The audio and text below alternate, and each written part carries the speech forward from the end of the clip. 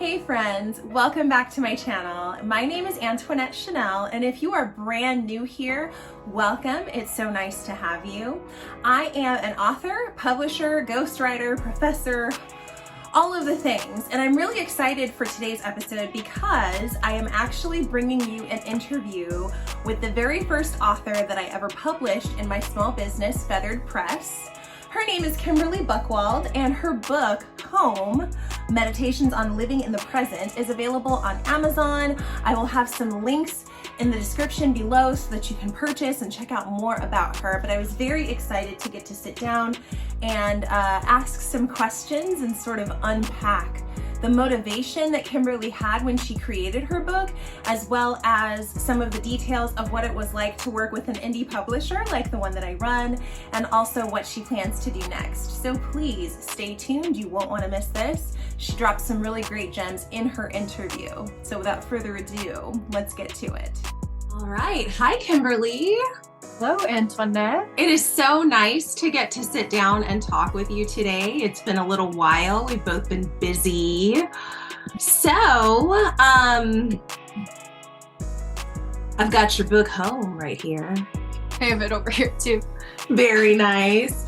I have just really enjoyed this book so much, Kim, and the process of watching it go from being something that you had in your brain and that you had notes written about to having it turn into something that's tangible that we can hold on to right now was especially gratifying for me. That was fun. It was an exciting process. But today we want to hear all about you. We want to hear about your experience with this, your motivation. This is your time. So I wanted to start off with today by asking you if you could tell the viewers a little bit more about Home and what they can expect in this book if they were to pick it up. Sure. Yeah, so I wrote Home with the intention of exploring how we can more fully be here in this moment enough.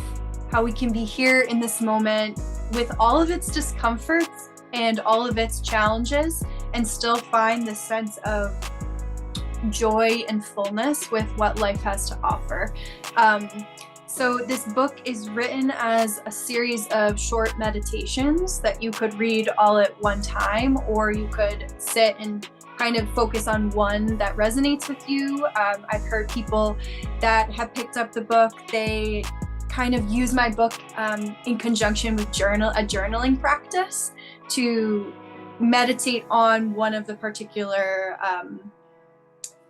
pieces of prose poetry in a way that they can kind of come to some conclusions about themselves or how they might want to move forward in their life in a sense of like personal growth or in a sense of like self-love.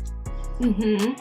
And, you know, I really love the way that you are imploring people to please slow down and pause and disengage from the busyness of this world a little bit, to check in on yourself and to kind of come home to yourself, because I feel like that's becoming a lost art.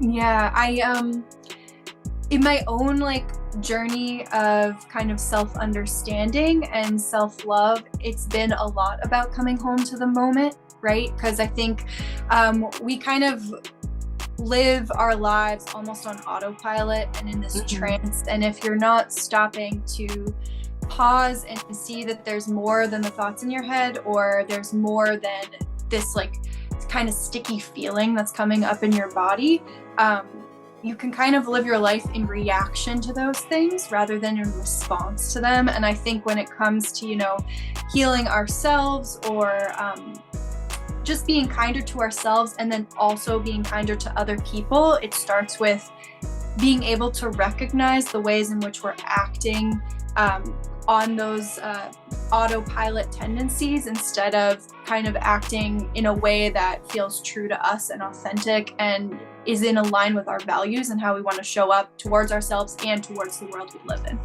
So my intention with Home is to help people be present in that way so that we can show up more fully in our lives. Yes, and more tools for that are necessary. So I'm just so excited that, we have home now and people can utilize that for that purpose, because the world is only becoming more and more hectic, more and more forces try to compete for our attention. And I don't think people are fully aware of just how much their nervous system is being affected by that, and their attention span is being affected by that. So talk to us a little bit about your inspiration and what started the process of creating Home. Yeah, so I used to write a lot when I was little, and draw and like do all these creative practices, and then I kind of like lost it all.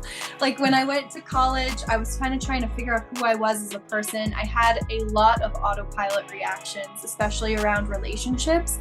And so when I finally started dating my soon-to-be husband, which is very exciting, yes. I brought with it all of these ways of relating to myself that made it very hard for me to be in a relationship that felt like healing and positive. It was like a lot of emotional roller coaster. And so I, started therapy. I think therapy is a great thing for anybody who is struggling. Absolutely. And my therapist suggested to start writing poetry as like a way to express some of the feelings that were kind of buried from the past and put them out into the open and kind of reframe them within my kind of self-concept. And that started me writing more and realizing that this practice of writing was healing to me in being able to kind of understand all of these concepts of like, how do we relate to ourselves with more kindness? And then as I was doing that, I was like, oh, I really enjoy this and I want to share it with other people. And it feels, writing to me feels like home. It feels like the sense of coming into the present moment and expressing myself in that way. And I wanted to share that with other people. And throughout that whole process of learning how to relate to myself more fully, I, built a pretty consistent mindfulness practice. And so I learned all of these different modalities that I wanted to put into my work as a writer to be able to offer that to other people. Wonderful. And I can absolutely relate with you there when it comes to the power of writing and realizing that when you were kind of young. And then I similarly had a period of time where I got separated from all of these things that I love to do. My creativity got zapped from me somewhat, and I had to find my way back to that. So I love how relatable that is, because I think that that's happening in way more scenarios than people are realizing and are conscious of. So yes, absolutely beautiful there. Okay, so as far as the inspiration and the process and things like that, you knew that you wanted to share the beauty of what writing did and what this mindfulness practice that you had built did. Did you always see it being a book? No, actually, originally I wanted it to be a card deck. Okay. Full, like you could kind of the same premise of you could use one of the pieces each day as almost a meditation, but you would like be pulling the card deck. And I ran into some problems with the artwork. I had created all these little plant illustrations, which I did do the illustrations for the book too. Yes, she's got illustrations in Home as well that she drew. So yeah, here's an example of one. I absolutely love the simplicity yet the artisticness of this. Thank you. So I had like a bunch of those, and then I realized that they were in the wrong I didn't save them at the right DPI for them to not be blurry when you made them bigger. They're not vector graphics, they were yes. Yeah. And at that point I was like, okay, do I want to make this a card deck, or is there another way that I can get my point across and share these pieces that I've written in a way where I don't have to go back and redo all of my work? And so it did it as a book, and I think it's great as a book. It's like a very nice travel size. So you can really tuck it into, you know, a backpack or like a laptop case to just bring with you. Yes. Yes, most definitely. And you know, as an educator, what I am noticing, and maybe you're noticing this too, because I know you're also a teacher, it seems like long form reading is sort of falling by the wayside. Not necessarily to say that long books don't have any place in our world, but I'm noticing that people are picking up more on the micro content. It's even happening with music. You know, songs are shorter and albums are shorter, and people don't even really make albums that much anymore. They just put out a couple of songs and that's it. I feel like home works really nicely because it is a digestible piece of reading that I don't think will be intimidating for people who maybe are not in the practice of reading constantly. Maybe they are easing into their mindfulness practice and sort of finding a place to start. I really enjoy that about it too, and I've been taking it everywhere. My copy is like all frayed and got smudges on it and stuff because I've carried it all over the place because it's just so easy to take with me everywhere and so easy to read. I really do enjoy it. Thank you. Yeah, you're welcome. As an educator, I teach elementary school. The kids love the graphic novels, which reading a graphic novel is its own thing, but they're definitely shorter in terms of digestible. The content inside is a lot easier to digest. So yeah, maybe if the world is moving in that direction, I think having, and I do think too, like prose poetry is kind of like a mixture of prose and mixture of poetry, and so you can kind of talk about some big topics with a few words, and kind of think about those words for a while because they kind of hold a deeper meaning. Yes, absolutely. Okay, so let's talk about the publishing process. How did you find your way to Feathered Press? Well, we were following each other on Instagram, and I think friends with my friend Aurelio, who is an artist. Yes. And I remember that you launched Feathered Press, and it was like perfect timing because I was like, oh, I really have all this like writing and I want to turn it into a book and I don't know how to do it. And then you were like, hello, I'm an indie publisher. And I was like, yay, perfect. And then we started talking, and it was so easy to work with you. You're very clear on timelines. You're very receptive with like feedback and what I had to do and what you guys had to do in terms of like formatting the book and making edits. And it was a wonderful process. I feel like I got a lot out of it and felt very supported through the whole thing. And yeah, I feel like it was just perfect timing because I was like, I need a publisher, and there you were. Like, I'm launching Feathered Press. I was like, yes. Yes. It's so funny. Like we have ideas and we think, oh, I don't want to put this out into the world because like no one's going to get it, or, you know, nobody's going to follow this. And yes, the timing of the launch of Feathered Press last year and you being ready to put this book out really did sync up. I'm so glad to hear that you felt supported, that you enjoyed the experience so much. I think that because people don't really talk about books and publishing, not the same way they talk about like photography or yoga or things like that, I think that makes it a little bit, it was hard for me to see like, you know, what's the path going to be. And I was very excited that you had faith and wanted to come along on that journey with me and my editor, with us. And I know that we enjoyed getting to not only work with your work, so getting to put your words onto these pages and sort of lay them out and format them, but we just really enjoyed that you were the kind of author that was like, yeah, let's go. Let's put this out here. I've got my idea. I've got what I'm doing. And now since the book has come out, I know you've done at least 1 or 2 events. And I wanted to hear some more about what your experience has been like after publishing. Yeah, I mean, it's always vulnerable to share something that you create. And, you know, practicing what I am trying to teach here, it's like, I feel only recently am I able to really look at my book and like celebrate it, you know, instead of seeing it as, okay, well, I made that, but like, look what you know, the all of the kind of imposter syndrome type pieces that inevitably come up.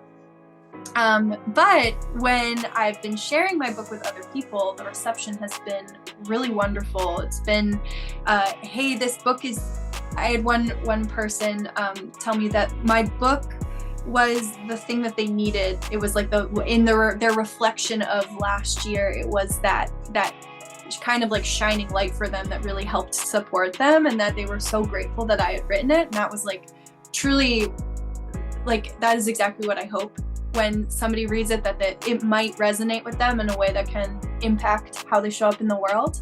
Yes.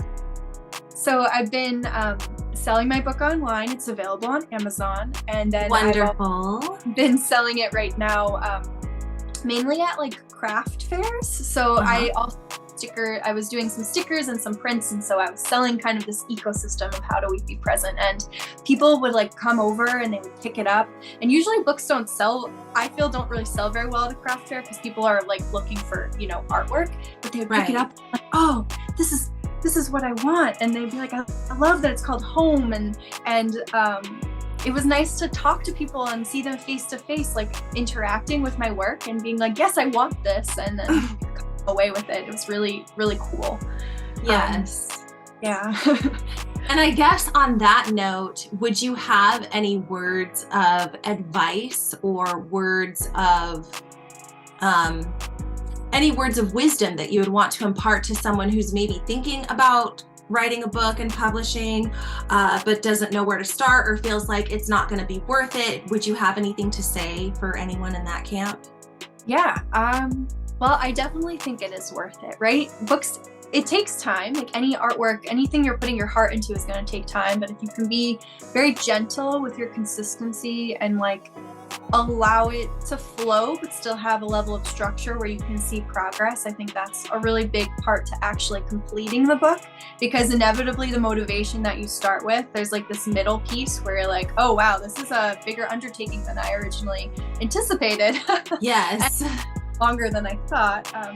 Knowing that and creating structure to help do the work, I think is important.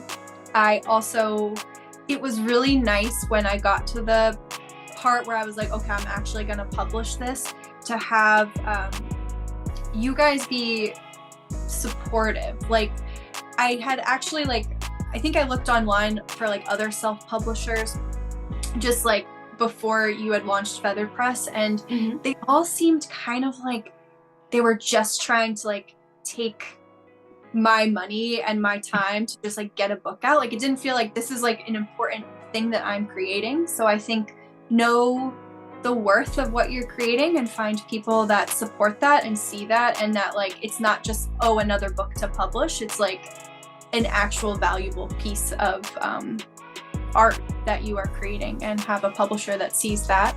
And I think also just try to celebrate all the different steps, because that's the part that I think I struggle with the most, is like to say, oh wow, I did this and it's awesome, I wrote a book, and like, hey, I wrote a book and it took time and it's good, and that is hard to do. I think we're in a world where it's like, okay, well, on to the next thing, just like hustle and keep going. Yes.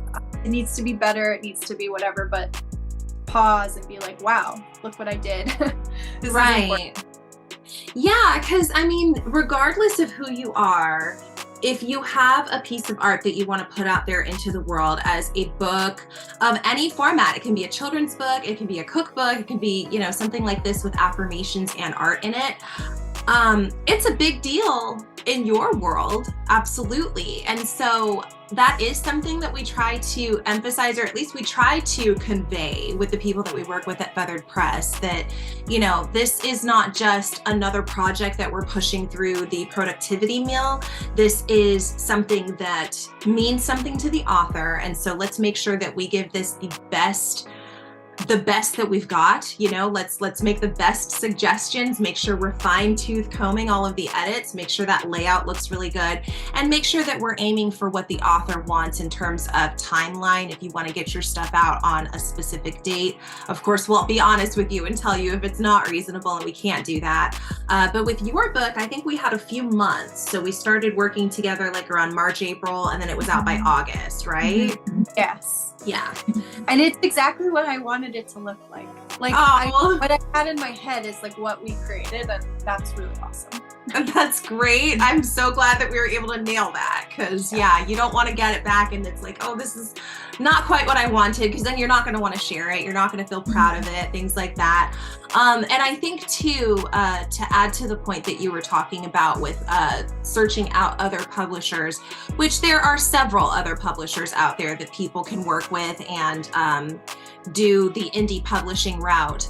But it is important to make sure that you click with your publisher and you click with the people that you're working with. Like, keeping the integrity of your work, I think, hinges on that. And so I would recommend to anybody who's listening to this, who is considering publishing, maybe you've been looking into Feathered Press, make sure that whoever it is that you do sit down to do that work with is someone who you feel that you can align with, because otherwise the process, I don't think, will go quite as well, quite as smoothly. You won't be as happy, things like that. And you should feel proud and celebrate your accomplishment once it's finished, because that is a big deal. Yeah, I completely agree. Okay, so I was going to ask you about what your life has been like since the release, and you kind of hinted at it a little bit earlier, because some exciting news has happened in your life, right? Yeah, I got engaged. That's exciting. I'm gonna get married October of this year. Thank you. That's so exciting. I know.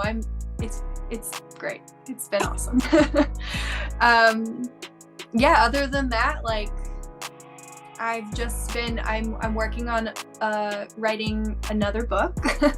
Okay. We'll be a different format than this one, so it'll be a little more long form content. Okay. It's, again, that piece about you think it's going to take a certain amount of time, and then you're like, wow, this is going to take a really long time. Yeah. And having the patience to just kind of go with the flow on that and chip away at it steadily, rather than trying to like run it like a sprint. It's a marathon, not a sprint. Exactly. Yeah, and I've been trying to just allow myself the grace to let it evolve as it wants to evolve, and just trying to share more mindfulness and more understanding of how we can be in relationship with ourselves and other people, with our own enoughness and wholeness and kindness online. So very nice. Yeah.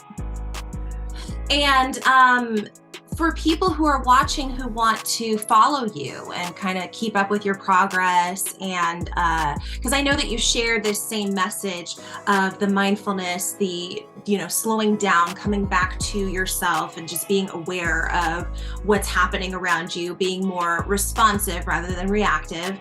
As you continue to share these messages, how can people find you so that they can follow along and also get updates on that new book that you're working on? Absolutely. So I have an Instagram, The Art of Good Enough, and I also have a Substack. So if you like my work, if you want to see what the writing is like, I would suggest the Substack. Again, The Art of Good Enough, in both places. Okay, so we've got links for those appearing on the screen right now for people who want to go and follow and keep up with Kimberly. Where can viewers find Home? I know that it's on Amazon. Do you also have it on your website? I do. However, my website is currently being re-renovated, so it's not under construction. Got it. So I think the best place to find my book at the time of this recording is on Amazon, Home, Meditations on Living in the Present. Okay. But my website is theartofgoodenough.com, so feel free to check out there. It will be up again soon. Wonderful. And before we conclude, is there anything else that you would like to share with viewers, that you would like to impart on potential readers of home, anybody out there listening to this podcast right now? Well,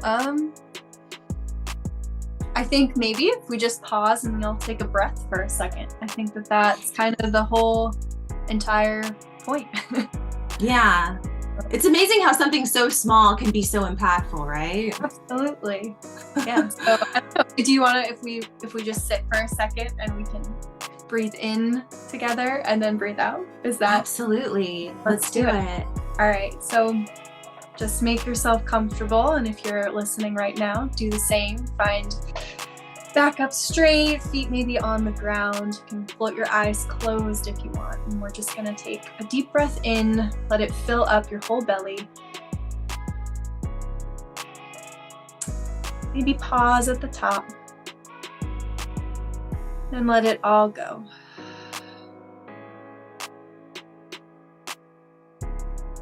And that's I the feel point refreshed of it. already. Right? And that was just one breath. So if just one breath can do that, then imagine what a series of pauses and breaks throughout your day and your week and the hecticness of this life can do for you.